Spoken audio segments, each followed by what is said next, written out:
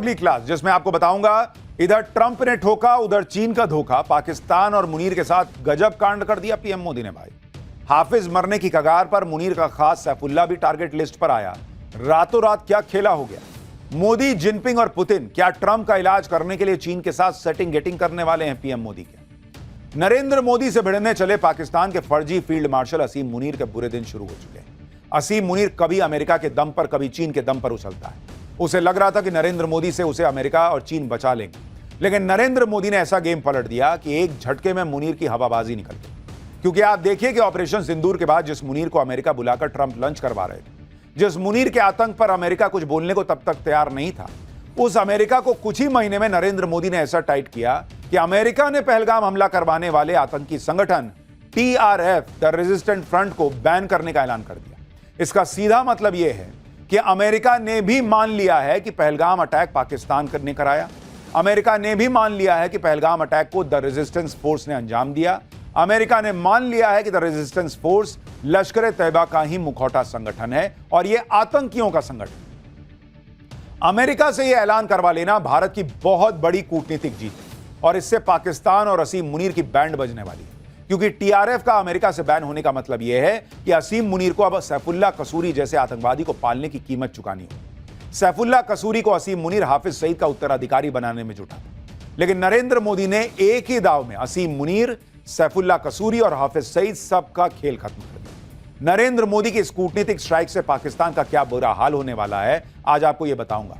साथ ही यह भी बताऊंगा कि कैसे मोदी ने अमेरिका और चीन दोनों को सेट करके मुनीर का पूरा खेल बिगाड़ दिया। नरेंद्र मोदी ने सबसे बड़ा गेम तो यह पलटा है कि जिस मुनीर को ट्रंप लंच करवा रहे थे, उसी मुनीर को ट्रंप से तमाचा लगवा दिया। पहलगाम हमला करवाने वाले जिस TRF को असीम मुनीर पाल रहा था, जिस TRF को नरेंद्र मोदी ने अमेरिका से बैन करवा दिया। अमेरिका ने कहा है कि उसने पाकिस्तान समर्थित TRF को विदेशी आतंकवादी संगठन और विशेष रूप से नामित वैश्विक आतंकवादी की लिस्ट में डाल दिया।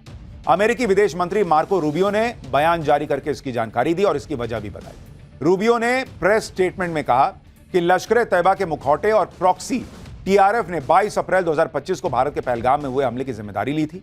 रूबियो ने कहा कि अब TRF को भी लश्कर तैयबा का हिस्सा माना जाएगा। रूबियो ने कहा कि अमेरिकी राष्ट्रपति ट्रंप ने यह फैसला पहलगाम अटैक के इंसाफ के लिए किया है और TRF पर यह कार्रवाई आतंकवाद के खिलाफ लड़ाई के प्रति ट्रंप प्रशासन की प्रतिबद्धता को दर्शाती है।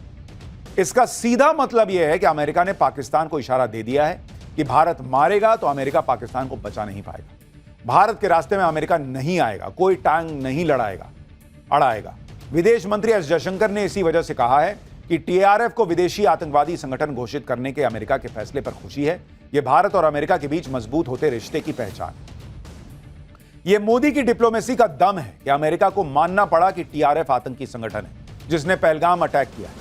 इसके लिए भारत ने पहलगाम हमले के बाद पूरी दुनिया में पाकिस्तान को एक्सपोज करने की रणनीति बनाई। अमेरिका, रूस, यूरोप तक प्रतिनिधिमंडल भेजे, अलग अलग मंच पर पाकिस्तान की करतूतों का खुलासा किया। पहलगाम अटैक में पाकिस्तान की भूमिका के सबूत दिए गए। TRF के आतंकियों, उनके नेटवर्क से जुड़े सबूत दुनिया के सामने पेश किए गए। तो जो लोग पूछ रहे थे कि ऑपरेशन सिंदूर के बाद नरेंद्र मोदी ने डेलीगेशन भेजा, ये किया, वो किया, उससे क्या हुआ, ये हुआ। इसी का नतीजा है कि अब पूरी दुनिया कह रही है कि पहलगाम अटैक में पाकिस्तान का रोल था। जो लोग कहते थे कि विदेशों में मोदी ने अपनी टीमें भेजकर क्या हासिल कर लिया, जो कहते थे कि थरूर को अमेरिका भेजने से क्या मिल गया, वो आज देखें क्या मिल गया। आज पीएम मोदी ने खुद ये कहा कि ये नया भारत है जो अपने दुश्मनों को सजा देने के लिए जमीन आसमान एक कर देता है। सुनिए पीएम को।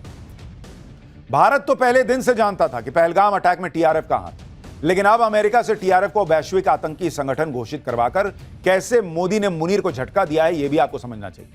भाई मुनीर चाहता था कि वो पहलगाम अटैक के मास्टरमाइंड सैफुल्ला कसूरी को लश्कर तैयबा का नया चीफ बना दे और बूढ़े हो चुके हाफिज सईद को मरवाकर उससे पीछा छुड़ा ले। इससे मुनीर दो काम करना चाहता था, एक तो लश्कर को नए सिरे से दोबारा खड़ा करना और दूसरा मुंबई अटैक के मास्टरमाइंड हाफिज सईद को लेकर भारत का दबाव खत्म कर देना।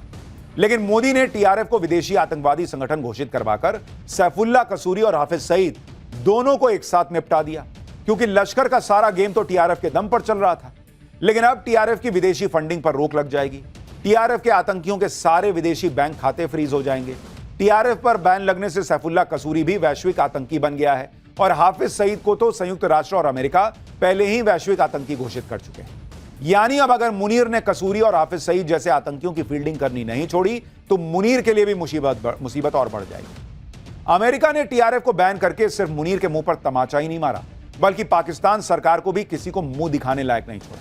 क्योंकि पहलगाम अटैक के बाद जब संयुक्त राष्ट्र ने पहलगाम अटैक में टीआरएफ को दोषी बताया था, तब कैसे पाकिस्तान के विदेश मंत्री पाकिस्तान की संसद में खड़े होकर टीआरएफ का बचाव कर रहे थे। 22 अप्रैल को पहलगाम टेरर अटैक करने के फौरन बाद लश्कर-ए-तैयबा चीफ हाफिज सईद और सैफुल्लाह कसूरी के आदेश पर टीआरएफ ने हमले की जिम्मेदारी ले ली, लेकिन बाद में पलट गया क्योंकि उसको समझ में आ गया कि मामला गड़बड़ा गया है।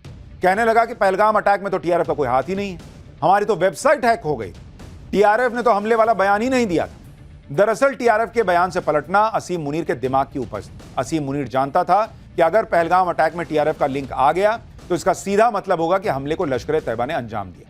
लश्कर-ए-तैयबा की भूमिका साबित होने पर पाकिस्तानी फौज और आईएसआई की साजिश का भी खुलासा हो जाता। लेकिन पहले टीआरएफ ने पहलगाम अटैक की जिम्मेदारी लेकर मुनीर की प्लानिंग बर्बाद कर दी और रही सही कसर पहलगाम अटैक के मास्टरमाइंड लश्कर आतंकी सैफुल्लाह कसूरी ने पूरी कर दी। मुनीर के मना करने के बाद भी वो कैसे पहलगाम अटैक का मास्टरमाइंड होने पर खुशी इजहार कर रहा था। अमेरिका ने टीआरएफ को बैन किया तो इसका एक सीधा मतलब यह भी है कि अब पहलगाम हमले के मास्टरमाइंड और टीआरएफ के आतंकी आका सैफुल्लाह कसूरी का नंबर कभी भी आ सकता है। हालांकि टीआरएफ को बैन करने से पाकिस्तान सैफुल्लाह जैसे आतंकियों को पालना बंद नहीं करेगा, क्योंकि पाकिस्तान की पूंछ सीधी नहीं हो सकती। लेकिन टीआरएफ पर इंटरनेशनल बैन लगने से होगा यह कि असीम मुनीर और पाकिस्तान को इसकी बड़ी कीमत चुकानी होगी, क्योंकि अगर सैफुल्लाह को भारत ने निपटा दिया तो पाकिस्तान किसी के सामने जाकर रोना भी नहीं रो पाएगा, और अगर सैफुल्लाह को पालता रहा तो पाकिस्तान ब्लैकलिस्ट हो जाएगा। अमेरिका में टीआरएफ के ब्लैकलिस्ट होने के बाद पाकिस्तान का एफएटीएफ में ब्लैकलिस्ट होने का चांस और बढ़ गया है, क्योंकि एफएटीएफ ने पहलगाम अटैक के बाद पाकिस्तान को चेतावनी दी थी कि अगर पहलगाम अटैक में पाकिस्तानी आतंकी संगठन का हाथ निकला तो पाकिस्तान को ब्लैकलिस्ट कर दिया जाएगा। अब अगर पाकिस्तान कसूरी, हाफिज जैसे आतंकवादियों को पालता रहेगा तो वो पूरी दुनिया में बैन हो जाएगा, और अगर पाकिस्तान ब्लैकलिस्ट हो गया तो पाकिस्तान की कब्र खुद नहीं तय, क्योंकि पाकिस्तान पर पहले ही 21 लाख करोड़ रुपए से ज्यादा का कर्ज है। पाकिस्तान के 10 करोड़ से ज्यादा लोग गरीबी रेखा के नीचे जी रहे हैं, 1 करोड़ से ज्यादा लोग भूखमरी के शिकार हैं। तो वहां से भीख का पैसा नहीं आएगा तो लोग जिंदा कैसे रहेंगे? पाकिस्तान की हालत यह है कि वो दूसरे देशों से मिली भीख पर पूरी तरह से जिंदा है। वो एफएटीएफ में ब्लैकलिस्ट होना अफोर्ड ही नहीं कर सकता, क्योंकि इसका मतलब होगा कि पाकिस्तान को कोई भी विदेशी संस्था लोन नहीं देगी, पाकिस्तान से कोई बिजनेस नहीं करेगा, पाकिस्तान से मल्टीनेशनल कंपनियां अपना कारोबार समेट लेंगी। यानी एफएटीएफ से ब्लैकलिस्ट हो गया अगर पाकिस्तान, तो पाकिस्तान में आफत ही आफत आई। और पाकिस्तान के जो लक्षण हैं वो बता रहे हैं कि पाकिस्तान का एफएटीएफ में भी ब्लैकलिस्ट होना लगभग तय है। मोदी ये तय करके बैठे हैं कि वो पहलगाम के मास्टरमाइंड सैफुल्लाह को भी ठोकेंगे और उसके मददगार पाकिस्तान को भी ब्लैकलिस्ट करवा के मानेंगे। पाकिस्तान को लग रहा होगा कि चीन उसे बचाएगा, लेकिन मोदी ने तो चीन को भी ऐसा सेट किया है कि वो तो खुद भारत से दोस्ती के लिए अलबलाया हुआ है। आज ही चीन ने कहा है कि वो भारत और रूस के साथ मिलकर काम करने के लिए तैयार है। चीन ने यह बयान दिया है कि वो रूस और भारत के साथ डायलॉग बनाए रखने को तैयार है। चीन का कहना है कि तीनों देश आपस में बात करेंगे तो इससे तीनों देशों का हित है। आप देखिए कि अभी तक जो अमेरिका और चीन पाकिस्तान की साइड ले रहे थे, वो अब भारत की बात सुन रहे हैं, क्योंकि ये नया भारत है। यही वजह है कि अमेरिका ने पाकिस्तान के लाख गिड़गिड़ाने के बाद भी टीआरएफ को आतंकवादी संगठन घोषित कर दिया। दूसरी तरफ चीन की बोलती बंद कर दी। भारत बार बार चीन में बैठकर पाकिस्तान की पोल खोल रहा है और चीन जवाब नहीं दे पा रहा। हालत यह है कि चीन अब हर मुद्दे पर भारत से बातचीत की कोशिश में जुट चुका है। पीएम मोदी जो करते हैं डंके की चोट पे करते हैं, और यही वजह है कि चीन से न सिर्फ बात हो रही है बल्कि आंख में आंख डालकर बात हो रही है। पिछले 22 दिनों से भारत की तरफ से चीन के 3 हाई प्रोफाइल दौरे हुए हैं, और हर बार भारत ने दिखा दिया है कि अब चीन से जो बात होगी वो बराबरी की होगी। 23 जून को एनएसए अजीत डोभाल ने बीजिंग का दौरा किया।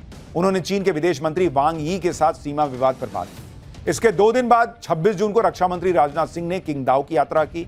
यहां उन्होंने एससीओ रक्षा मंत्रियों की बैठक में पाकिस्तान को कड़ा संदेश दिया। फिर 15 जुलाई को विदेश मंत्री एस जयशंकर ने चीन का दौरा किया, जहां उन्होंने चीन के राष्ट्रपति शी जिनपिंग तक पीएम मोदी का मैसेज पहुंचाया। एनएसए अजीत डोभाल और राजनाथ सिंह ने चीन पहुंचकर पाकिस्तान के खिलाफ जमीन तैयार की। इसके बाद जब विदेश मंत्री एस जयशंकर चीन पहुंचे तो उन्होंने चीन के राष्ट्रपति को पीएम मोदी का मैसेज दिया कि आतंकवाद पर पाकिस्तान का साथ और भारत से दोस्ती का हाथ एक साथ नहीं मिलाया जा सकता। इसके बाद जब एससीओ विदेश मंत्रियों की बैठक हुई, जिसमें पाकिस्तान के विदेश मंत्री इशाक डार मौजूद थे, इशाक डार के सामने जयशंकर ने आतंकवाद के मुद्दे पर पाकिस्तान को जमकर लड़ाड़ा और पाकिस्तान को पूरी दुनिया के लिए खतरा बता दिया। विदेश मंत्री एस जयशंकर ने पाकिस्तान की तरफ इशारा करते हुए कहा कि एससीओ देशों से अपील है कि वो आतंकवादियों को पनाह और समर्थन देने वालों के खिलाफ ठोस एक्शन लें। जयशंकर ने पहलगाम हमले का जिक्र करते हुए साफ कर दिया कि भारत ने जवाबी कार्रवाई की है और आगे भी करेगा। उन्होंने यूएन सुरक्षा परिषद के बयान का हवाला देते हुए कहा कि दोषियों को न्याय के कटघरे में लाना बहुत जरूरी है। चीन तो अब पूरी कोशिश में जुटा है कि भारत से रिश्ते जल्द से जल्द सुधर जाएं और रिश्तों पर जमी बर्फ तेजी से पिघले। यही वजह है कि चीन अब पीएम मोदी की मेजबानी की तैयारी कर रहा है। 31 जुलाई और 1 अगस्त को चीन के तियानजिन में एससीओ शिखर सम्मेलन होना है। एससीओ बैठक में हिस्सा लेने के लिए पीएम मोदी भी चीन जा सकते हैं। पीएम मोदी के अलावा रूस के राष्ट्रपति पुतिन भी इसमें शामिल हो सकते हैं।